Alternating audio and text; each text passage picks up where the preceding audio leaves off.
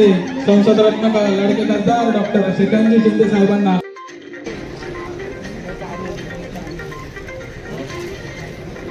या कार्यक्रमाच्या श्रीमान बाळासाहेब ठाकरे यांचा जय भवानी युवा सेना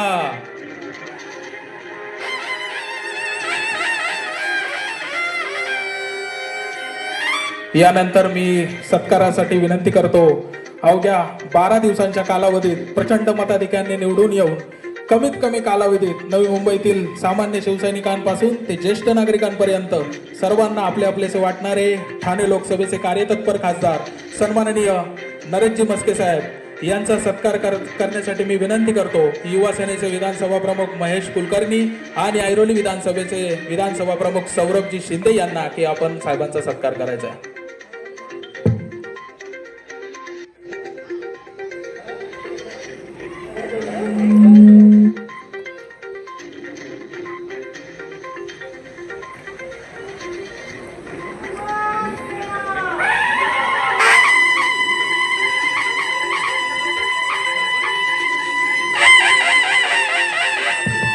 यानंतर मी विनंती करतो शिवसेनेचे आमदार विजय बापू शिवतारे यांचा सत्कार करण्यासाठी भावेश पाटील आणि राज माडिक यांना विनंती करतो की आपण त्यांचा सत्कार करायचा आहे.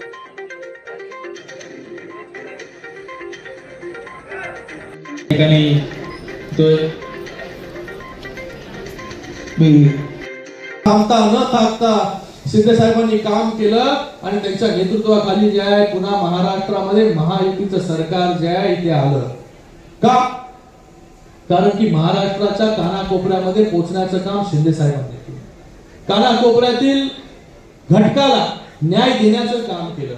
आज या महाराष्ट्रामध्ये बापू एकही घटक असा राहिला नसेल की त्याच्यासाठी पॉलिसी जी आहे ही बनवली नसेल. आज शेतकऱ्यांपासून विद्यार्थ्यांपासून ज्येष्ठांपर्यंत सगळ्यांसाठी महिलांसाठी तर महिलांनी कमालच केली गेल्या निवडणुकीमध्ये. लाडकी बहीण एक रिव्हॉल्युशनरी योजना जी आणली या महाराष्ट्रामध्ये आणि लाडक्या बहिणींनी भरभरून मतं टाकली. वयोश्री योजना असेल, युवकांसाठी वेगवेगळ्या योजना असतील, शेतकऱ्यांसाठी असेल योजना. एकही घटक महाराष्ट्रामध्ये राहिला नाही. मी फिरत होतो नायडा साहेब, मी कोड ऑफ कंडक्ट आचारसंहिता लागायच्या अगोदर 62 विधानसभेमध्ये गेलो. प्रत्येक विधानसभेमध्ये 1 to 1 जाऊन लोकांना भेटलो, आपल्या कार्यकर्त्यांना भेटलो, नागरिकांना भेटलो, शेतकऱ्यांना भेटलो. आणि तिकडे सगळीकडे एकच वातावरण होतं की ज्या प्रकारे शिंदे साहेबांनी काम केलं आणि प्रत्येक घटकाला न्याय मिळवून देण्याचं जे काम त्यांनी केलं, म्हणून आज मोठ्या संख्येमध्ये आपले सगळे नगरसेवक देखील आमदार देखील निवडून आले आणि महायुतीचं सरकार या महाराष्ट्रामध्ये आहे. आज शिंदे साहेब ज्या प्रकारे मुख्यमंत्री असताना काम करत होते, आज देखील उपमुख्यमंत्री झाल्यानंतर देखील त्याच प्रकारे काम जे आहे शिंदे साहेब करतात. प्रत्येक घटकापर्यंत जातात. आज आपण आभार दौरे बघा, आभार दौऱ्याच्या माध्यमाने देखील हजारो लोकांना भेटण्याचं काम शिंदे साहेब करतात. संघटना कशी वाढेल? आज हजारो लोक रोज शिवसेना पक्षामध्ये प्रवेश करत आहेत. आज देखील मोठ्या संख्येमध्ये प्रवेश मुक्तागिरीला आहे. शिवसेनेमध्ये लोक जिल्हा प्रमुख, नगरसेवक, आमदार, खासदार, माजी आमदार, माजी खासदार, जिल्हा प्रमुख हे सगळे लोक जे आहेत ते प्रवेश करत आहेत. का? त्यांना एक आशा आहे, त्यांना एक विश्वास आहे की शिंदे साहेब जे आहे ज्या प्रकारे काम करतात आणि शिंदे साहेबांबरोबर जोडलं गेलं की आमचं जे काय काम आहे ते 100% पूर्ण होईल. म्हणून जे आहे आपल्या शिवसेनेबरोबर लोक जे आहे ते जोडले जात आहेत. पण आज आपला नेता जो आहे हा काम करतो, नेता दिवस रात्र फिरतोय, पण आपल्या कार्यकर्त्यांची देखील तेवढीच जबाबदारी आहे, पदाधिकाऱ्यांची तेवढीच जबाबदारी आहे की ज्या प्रकारे शिंदे साहेब संघटना वाढण्यासाठी काम करतायत तसेच प्रत्येक कार्यकर्त्यांनी, पदाधिकाऱ्यांनी घरोघरी जाऊन काम केलं पाहिजे. आपल्या घरोघरी जाऊन शिवसेनेची सदस्य नोंदणी केली पाहिजे. एक शिवसेनेला माणूस जो आहे तो हा जोडला गेला पाहिजे, घटक जोडला गेला पाहिजे. त्याच्यासाठी आपण काम केलं पाहिजे. आज जर आपण या दौऱ्याच्या माध्यमाने अनिकेत घरोघरी जा, लोकांपर्यंत जा, चौकांमध्ये जा, लोकांच्या समस्या ज्या आहेत त्या जाणून घ्या.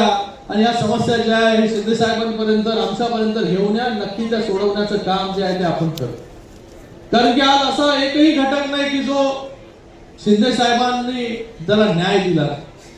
आज ज्या योजना बनवायच्या होत्या त्या योजना सगळ्या ज्या आहेत ते गेल्या 3 वर्षांमध्ये शिंदे साहेबांच्या नेतृत्वाखाली बनवण्याचं काम सरकारच्या माध्यमाने झालं. म्हणून विरोधकांना एकही जो आहे हा तिकडे पॉइंट मिळाला नाही. विधानसभेच्या निवडणुकीमध्ये, लोकसभेमध्ये खोटा प्रचार केला, संविधान खतरे में सगळ्या गोष्टी केल्या, म्हणून लोकसभेमध्ये काही जागा कमी झाल्या. पण लगेचच 6 महिन्यामध्ये विधानसभेच्या निवडणुका लागल्या आणि निवडणुकीमध्ये भरघोस यश जे आहे ते महायुतीला इथे मिळालं. कारण की ज्या प्रकारे राज्य सरकारने काम केलं, शिंदे साहेबांनी काम केलं, त्यांच्या बरोबर त्यांच्या जोडीला उपमुख्यमंत्री देवेंद्र फडणवीस जी होते, तेव्हा आज देवेंद्र फडणवीस मुख्यमंत्री झाले तर त्यांच्या बरोबर जे शिंदे साहेब काम करतात.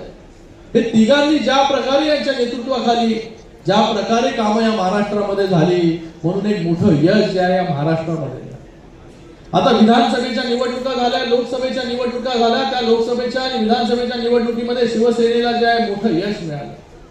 आता निवडणुका ज्या आहेत ह्या आपल्या सगळ्यांच्या आहेत. आज जिल्हा परिषद, पंचायत समिती, महानगरपालिकेच्या निवडणुका इथे आहेत.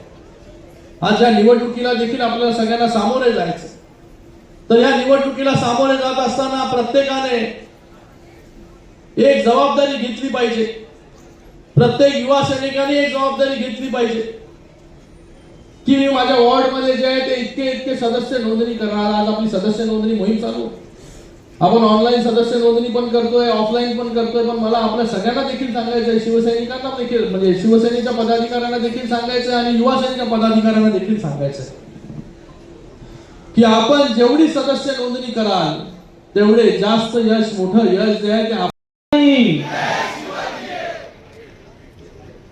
महाराष्ट्राचे आराध्य दैवत श्रीमंत योगी छत्रपती शिवाजी महाराज, भारतीय राज्यघटनेचे शिल्पकार परमपूज्य डॉक्टर बाबासाहेब आंबेडकर, हिंदू हृदय सम्राट वंदनीय बाळासाहेब ठाकरेजी, धर्मवीर आनंद दिघे साहेब, त्यासोबत लोकनेते डी.वा. पाटील साहेब आणि उपस्थित तरुण मित्रांनो, अनेक लोकांना या ठिकाणी भाषणं करायची आणि हा युवकांचा कार्यक्रम आहे, त्याच्यामुळे मी आपला फार वेळ घेणार नाही. आणि तुझं मनापासून अभिनंदन करतो. अतिशय कमी कालावधीमध्ये युवकांना एकत्रित करून त्यांच्यामध्ये तुम्ही जे स्फूर्ती निर्माण केलेली आहे. चांगल्या प्रकारे काम जे आहे युवा सेनेचं या नवी मुंबईमध्ये सुरू आहे. आज युवा सेनेचा मेळावा इथे संपन्न झाला. मोठ्या संख्येमध्ये युवा सैनिक होते, त्याचबरोबर शिवसेनेचे सगळे पदाधिकारी इकडे उपस्थित होते. आणि मला वाटतं युवा सेनेची ताकद, आमचे युवा सेनेचे कार्याध्यक्ष पूर्वजी सरनाईक यांच्या नेतृत्वाखाली चांगल्या प्रकारे युवा सेना पूर्ण महाराष्ट्रामध्ये घोडदौड करते. आज त्याचं चित्र या नवी मुंबईमध्ये पाहायला मिळालं. आणि नवी मुंबईमध्ये युवकांची ताकद जी आहे ती खरंच एवढी मोठी आहे हे पाहून देखील आनंद झाला. एक विश्वास वाटायला लागला की आज युवा सेनेच्या माध्यमाने देखील चांगलं काम या महाराष्ट्रामध्ये होत आहे.